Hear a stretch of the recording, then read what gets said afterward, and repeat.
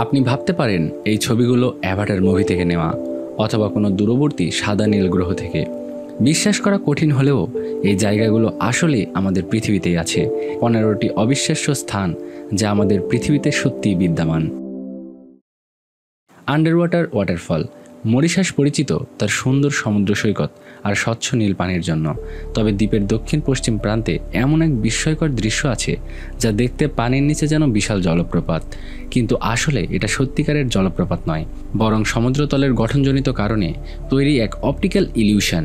দ্বীপটা একটি মহাসাগরীয় শেল্ফের উপরে বসে আছে যার গভীরতা প্রায় 500 ফুট, কিন্তু শেল্ফের ধারে হঠাৎ করে প্রায় 2.5 মাইল নিচে নেমে গেছে। তাই যা আমরা দেখি সেটা হলো স্রোতের দ্বারা ঠেলে দেওয়া বালুকণাগুলো, যা দেখে মনে হয় যেন পানির স্রোত নিচে নেমে যাচ্ছে। গ্লোওয়ার্ম কেভ। নিউজিল্যান্ড পৃথিবীর অন্যতম সুন্দর দেশ। পাহাড়, উপত্যকা আর হিমবাহ ছাড়াও এখানে আছে এমন কিছু গুহা যা একেবারেই রূপকথার মতো, কারণ এসব গুহায় থাকে গ্লোওয়ার্মস, যা আসলে স্থানীয় ফাঙ্গাস গ্ল্যান্ড নামের পতঙ্গের লার্ভা। স্থানীয়ভাবে এদেরকে বলা হয় টুটুওয়াই, যার মানে জঙ্গলের ওপর প্রতিফলন। তাদের শরীরের ভেতরে রাসায়নিক বিক্রিয়ার মাধ্যমে আলো তৈরি হয় এনজাইম লুসিফেরাস এবং লুসিফেরাস অণুর সংমিশ্রণে। হাজার হাজার গ্লোওয়ার্ম একসাথে আলো ছড়ালে গুহাগুলো হয়ে ওঠে জাদুকরী। নৌকায় ভেসে যাওয়ার সময় মনে হয় যেন আকাশের তারা মাথার উপর ঝুলছে। তিয়ানজি পর্বত। চীনের হুনান প্রদেশে অবস্থিত তিয়ানজি পর্বতমালাগুলো বিশ্বের অন্যতম অদ্ভুত প্রাকৃতিক গঠন। প্রায় 17,000 একর জুড়ে বিস্তৃত এই পাহাড়গুলো তৈরি হয়েছে কোয়াটজ স্ট্যান্ডস্টোন দিয়ে প্রায় 400 মিলিয়ন বছর আগে। ক্ষয়ের ফলে তৈরি হয়েছে চিকন চিকন উঁচু পাহাড়, যেগুলোর উচ্চতা প্রায় 3,976 ফুট পর্যন্ত। এদের নামকরণ করা হয়েছে এক কৃষকের কিংবদন্তি অনুযায়ী, যিনি একনায়ক শাসনের বিরুদ্ধে বিদ্রোহ করেছিলেন এবং নিজেকে স্বর্গের পুত্র বলতেন। মেঘে ঢাকা থাকলেও পাহাড়গুলো হয়ে ওঠে রহস্যময়। আশ্চর্যের কিছু নেই, অ্যাভাটার মুভির পাহাড়ের দৃশ্যের অনুপ্রেরণা এসেছে এখান থেকেই। এখন এটি পর্যটকদের জন্য চীনের সবচেয়ে জনপ্রিয় জায়গাগুলোর একটি। Grand prismatic spring. Yellowstone national পার্কে অবস্থিত এই উষ্ণ প্রশোভন যুক্তরাষ্ট্রের সবচেয়ে হট স্প্রিং। এটি একটি ফুটবল মাঠের থেকেও বড়। প্রস্থ প্রায় 370 ফুট এবং গভীরতা কমপক্ষে 160 ফুট, যেখানে সহজেই 10 তলা একটি ভবন বসানো যায়। প্রতি মিনিটে প্রায় 560 গ্যালন পানি ভেতরের ফাটল থেকে বের হয়, যার তাপমাত্রা গড়ে 160 ডিগ্রি ফ্যারেনহাইট। এটি অতিরিক্ত তাপের কারণে চারপাশে তৈরি করে উজ্জ্বল রঙের বৃত্ত। এই রং আসলে থার্মোফিলিক মাইক্রোবস নামের জীবাণুর কারণে হয়।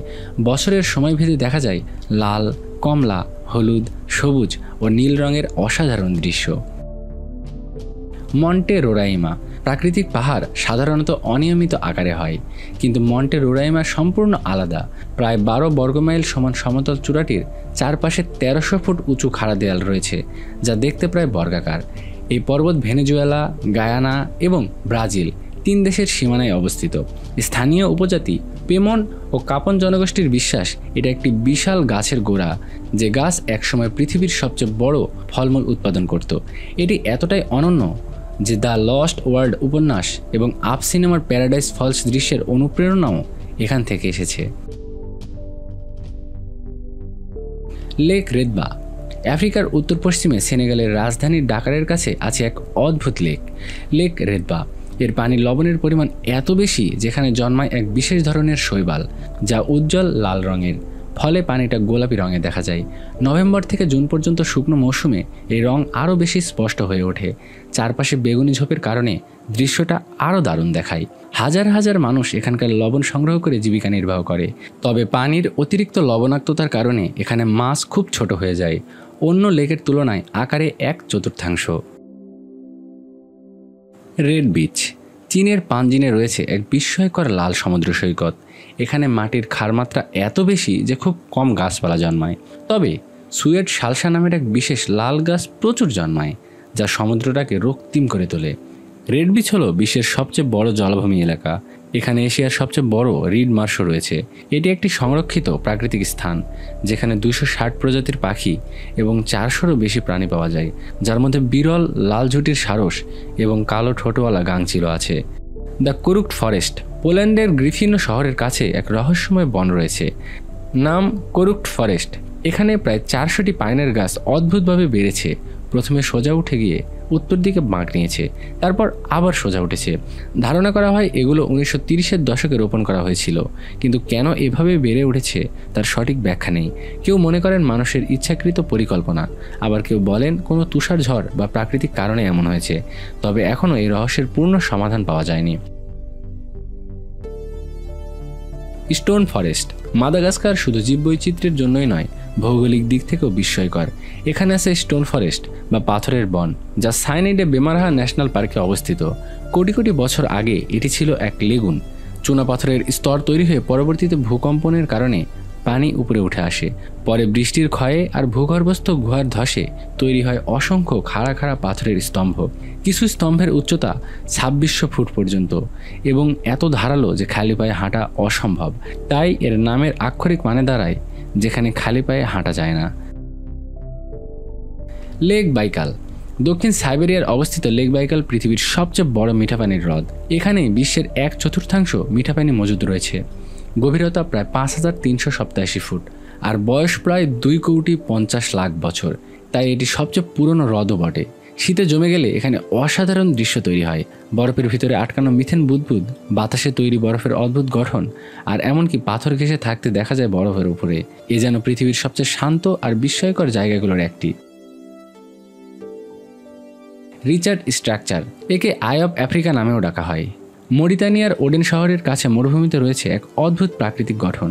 এটি একটি বিপরীত গম্বুজের মতো, 25 মাইল ব্যাসার্ধে বিস্তৃত।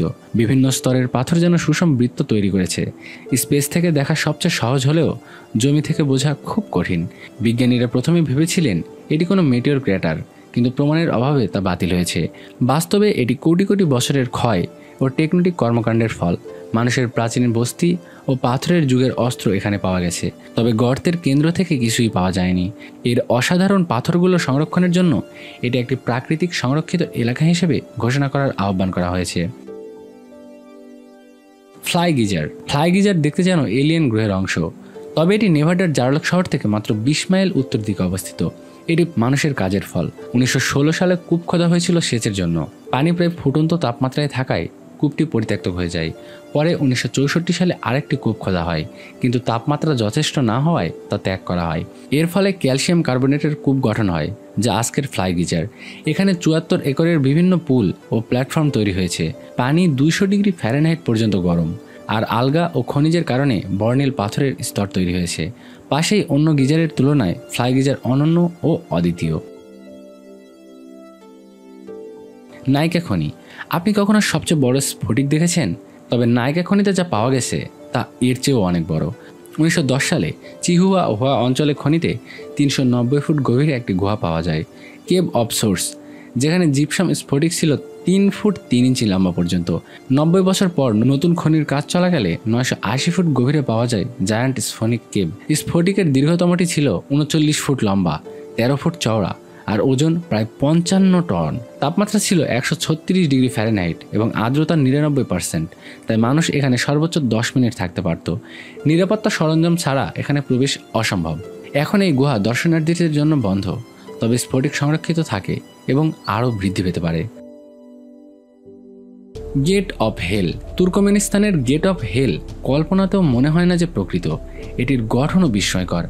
50 বছর আগে এই এলাকা দেখলে একটি সাধারণ মরুভূমির মতোই মনে হতো। 1971 সালে ভূতাত্ত্বিকরা কূপ খোদার সময় মাটির নিচে গ্যাসের বড় পকেট আবিষ্কার করেন।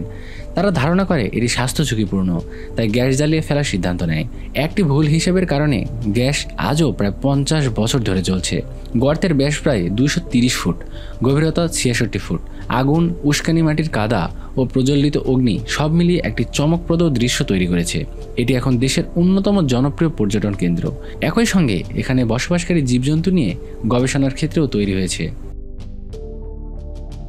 লিকুইড রেইনবো, কলম্বিয়ার গুয়াবেরো নদীর একটি ছোট্ট সহজারা নদী। এটির বিশেষ গাছপালা এবং পানির স্বচ্ছতা এটিকে বিশ্বের সবচেয়ে সুন্দর নদীরূপে পরিচিত করেছে। নদীর পানি অ্যামাজনের সীমানা, অ্যান্দ্রেস পর্বতমালা এবং পূর্ব লানোসের সংস্পর্শে দ্রুত প্রবাহিত হয়। নদীর শিলাবেষ্টিত বেডে বিভিন্ন গর্ত ও খাঁজ তৈরি হয়েছে, যা বিশেষ প্রজাতির উদ্ভিদ ম্যাকারেনিয়া ক্লাভিগেরা এর জন্য আদর্শ। গ্রীষ্মে নদীর পানি উজ্জ্বল লাল রং ধারণ করে। এছাড়া অন্যান্য উদ্ভিদ মিলে পানি হলুদ, সবুজ, নীল ও কালো রঙেও আলোকিত হয়। এই কারণে নদীকে লিকুইড রেইনবো বলা হয়। এটি এতটাই অদ্ভুত যে দর্শকরা দাঁড়িয়ে থেকেও বিশ্বাস করতে পারেন না যে এটি সত্যি। এই 15টি অবিশ্বাস্য স্থান সত্যি আমাদের পৃথিবীর অংশ। প্রাকৃতির সৃষ্টি কখনো কখনো কল্পনার চেয়েও বেশি বিস্ময়কর হয়। ভিডিওটি যদি ভালো লেগে থাকে তাহলে অবশ্যই ভিডিওটিতে একটি লাইক করবেন।